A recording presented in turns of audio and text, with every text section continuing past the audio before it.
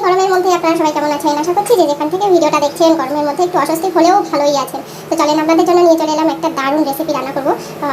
তো তোমাদের সাথে ভাবলাম সেটাই শেয়ার করি, একটু মজা করলাম। তো আজকে হবে হচ্ছে চিকেন, একটু অন্য রকমের চিকেন কারি, চিকেন কষা, কারি ঠিক না, চিকেন কষা। আর তার জন্য দেখো এখানে অনেকটাই চিকেন আছে, চিকেনটাকে ভালো করে ধুয়ে রেখেছি। আর এখানে কিছুটা আলু আর পটল নিয়ে নিয়েছি। এখানে আছে রসুন আর আদা পেস্ট হবে। কড়াইটা বসিয়ে দিয়েছি এদিকে, আর এদিকে হচ্ছে চাটনি হবে। তো চলো, আর এদিকে এই যে পেঁয়াজ কুচি করে রেখেছি। তো চলো তোমাদের সঙ্গে রেসিপিটা আজকে আমি শেয়ার করি। আর এখানে যে সকালবেলা দুধ এসছে, দুধটাও হয়েছে। যাই হোক, চলো তোমাদের সঙ্গে নতুন রেসিপিটা শেয়ার করি, একটু অন্যরকম করে আজকে রেসিপিটা করবো। তো চলো আগে তেলটা দিয়ে দিই। কড়াইটা কিন্তু গরম হয়ে গেছে, আর এই যে একটু বেশি করে তেলটা দিলাম। তেলটা লাগবে যদিও, এবার বেশ চেষ্টা করে তেলটা একটু ছড়িয়ে দিচ্ছি। এখানে আমি পেঁয়াজগুলো দিয়ে দেব।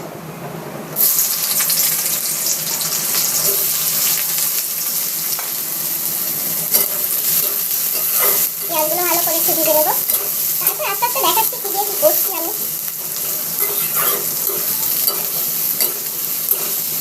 চলো এবার ভাজা হতে থাক, ততক্ষণ আমি মশলাটাকে আস্তে আস্তে পেস্ট করতে থাকি। ফার্স্টে যেটা করবো সেটা হচ্ছে এই আদা আর রসুনটাকে আমি পেস্ট করে নেব। তারপরে শুকনো লঙ্কা, গরম মশলা যা যা লাগে, জিরে বাটা এসব করবো। তো চলো আগে সেগুলো করে রাখি। ও হ্যাঁ, তোমাদেরকে তো বলাই হয়নি, আজকে হচ্ছে সানডে। সানডে কিন্তু স্পেশাল একটা দিন। তো চিকেন হবে নয় মাটন হবে, কিছুটা একটা হতেই হবে আর কি। আর যাই হোক প্রচণ্ড গরম, তো ভাবলাম যে না, মাটনটাকে এমনিতেও অ্যাভয়েড করতে চাই সবসময়ই আমি, কারণ মাটনটা খেলেই আমার প্রচণ্ড গরম লাগে। যাই হোক, আমাদের ঘরে মাটনটা খুব কম হয়, চিকেনটাই বেশি হয়, তবে সানডে করে। তো সানডে উপলক্ষে আজকে স্পেশাল একটা রেসিপি বানাবো আর তোমাদের সঙ্গে সেটা শেয়ার করবো। চলো, রসুন কিন্তু অনেকটাই নিয়েছি, লেগেও যাবে মেবি। তো ঠিক আছে চলো। ফুল হচ্ছে গ্রামের লোক আর বিয়ে হয়েছে শহরে, তাই বলে কি একদম গ্রামের টান ভাষা সব ভুলে যাইবো বলো? আমাদের গ্রামের ভাষাটা কিন্তু মোটেও এরকম না, একটু সহজ সরল প্রকৃতির ভাষা। যাই হোক, আমার তো সবসময় মন টানে আমি গ্রামের ভাষায় কথা কই, কিন্তু ওই শহরের সাথে তাল মিলাইয়া চলতে গেলে যা হয়, শহরের ভাষার টান দিতে হয়। আবার গ্রামে গেলে প্রত্যেকে বলে বাবা বাবা, তুই তো এখন গ্রামের টান ভুলেই আছিস, তুই এখন শহরে টান দেশ। কি আর করা যাবে বলো, সব দিকেই জ্বালা। কোন দিকে যাবা তুমি? যেদিকে যাবা সেদিকেই তোমার একদম দায়িত্ব ধরবো। সেই নিয়েই আসি। দেখো পেঁয়াজগুলো কিন্তু এরকম বেরেস্তার মতন করে আমি ভাজা নিয়েছি। এবার হচ্ছে চিকেনের পালা। তো চলো কি করি দেখো। এবার দেখো চিকেন থেকে কত জল বের হয়েছে। এবার এই একই তেলে আমি কিন্তু চিকেনটাকে এবার ফ্রাই করবো। এখানেই তো আসল মজা লুকাই আছে গো।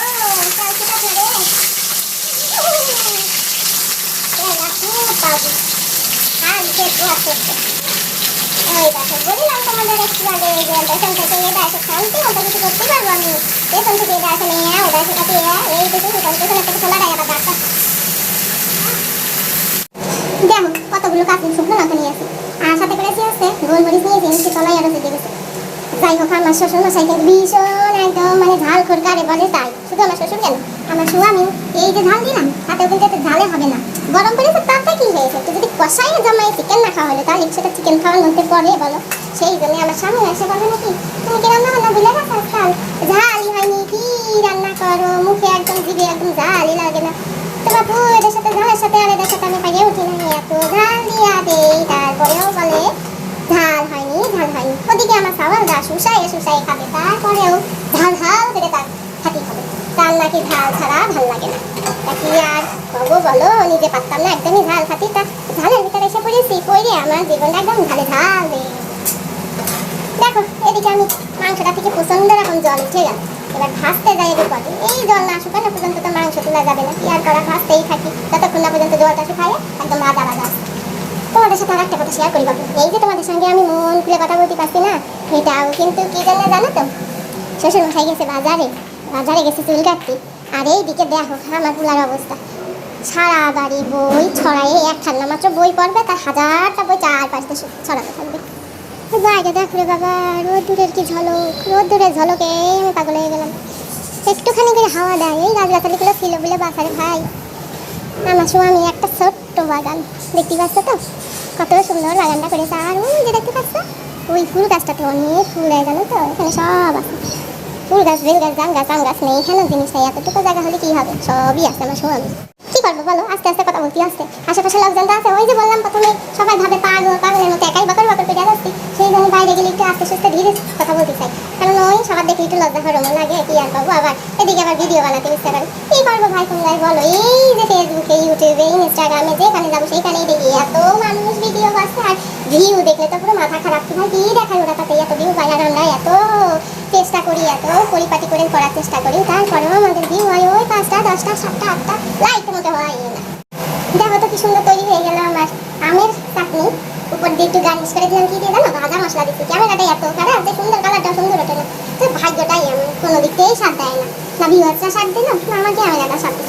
যাই হোক বাপুরে, তোমরা বাবার বলবা না যে আমাদের দেখাতে চলে এসে মাংস রান্না, আর দিকে দেখো আমাদের আমের চাটনি দেখাই, সময় শেষ করে দিই। তো চলো আসুন রেসিপিতে আমরা এখন চলে যাই।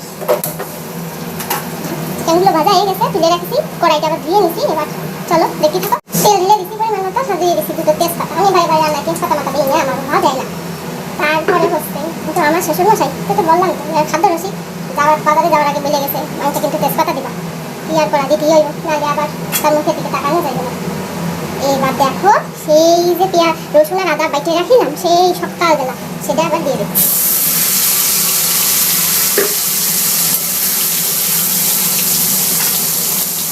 ভালো করে কিন্তু ভাজে নিবানে, ঢেলে দিলাম এই শুকনো লঙ্কাগুলো।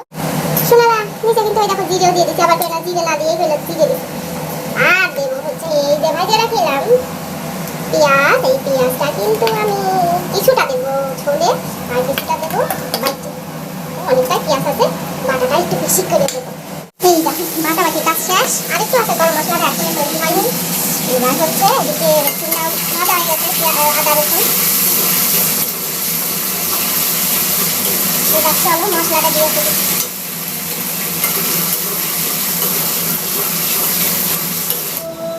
এই যে কটা কাজু বাদাম নিছি, আর এই কাজু বাদাম কিন্তু পেস্ট করব।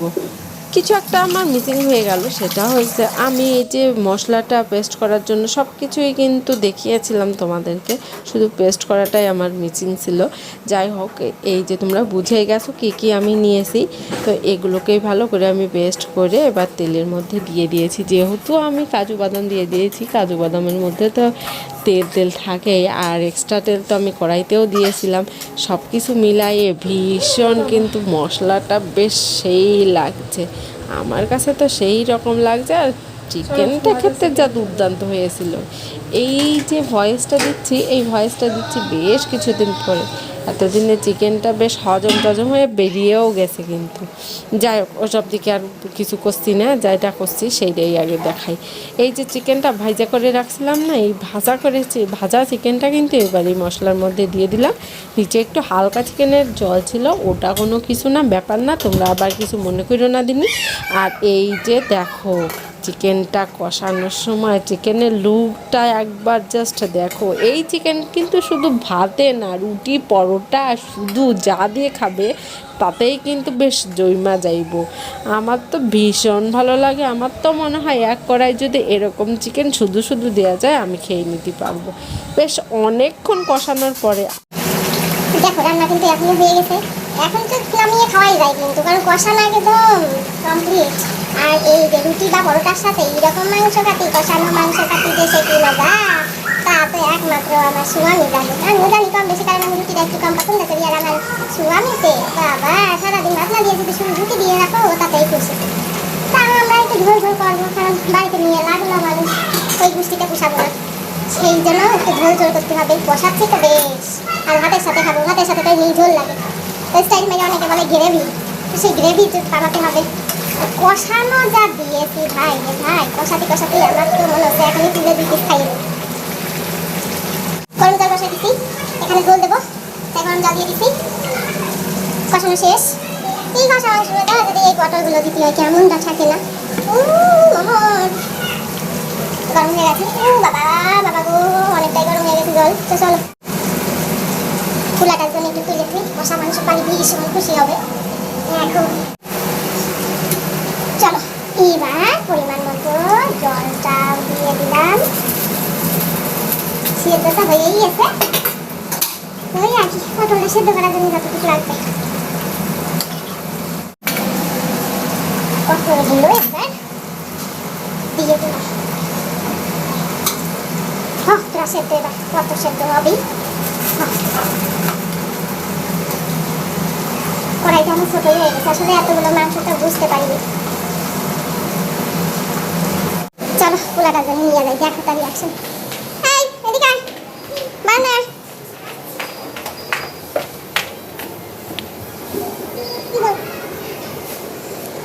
এটা কি? ও গরম,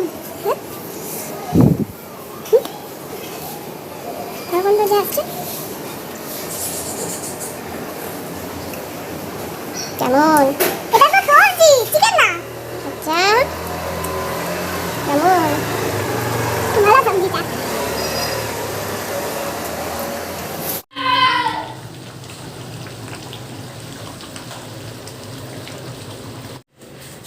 ফাইনালি চলো তোমাকে এবার সেকেন্ডটা আমি দেখাই দিচ্ছি। দেখো কি টগর বগর করে ফুটছে, আর আমার এই ডাকছে। কিন্তু লাস্টে যে গরম মশলাটুকু আমি রেখে দিয়েছিলাম সেইটুকু কিন্তু দিয়ে দিলাম। এখন যা গন্ধ ছড়াইছে না, আশেপাশে যারা ছিল তারা তো শুক্তি শুক্তি একদম মনে হচ্ছে কী রাঁধছিস সবাইকে কিন্তু তাই করছে। দেখো এবার ফাইনাল লুকটা, আমার রান্না বান্না একদম কমপ্লিট। আর দেখতে যা হয়েছিল না কি আর বলবো বন্ধুরা, তোমরা কিন্তু লোভ দিও না। আচ্ছা দাও গে যা, তা তোমরা যদি লোভ দাও তাতে কি হবে, আমার তো এতদিনে হজম টজমে বেরিয়েও গেছে। যাই হোক, এই যে আর একজন গন্ধে থাকতেই না পাই রে, ওইদিকে জানালার ধারে বসে মিয়া মিয়া মিয়াও করে ডাকছে। তা ভাবলাম তোমাদেরকে একটু দেখাই কেমন গন্ধ আর কেমন টেস্ট হয়েছিল, যে প্রাণীরাও কিন্তু থাকতে পারি। তো চলো আজকের ভিডিওটা কেমন লাগলো অবশ্যই কমেন্ট করে জানিও, আর ভালো লাগলে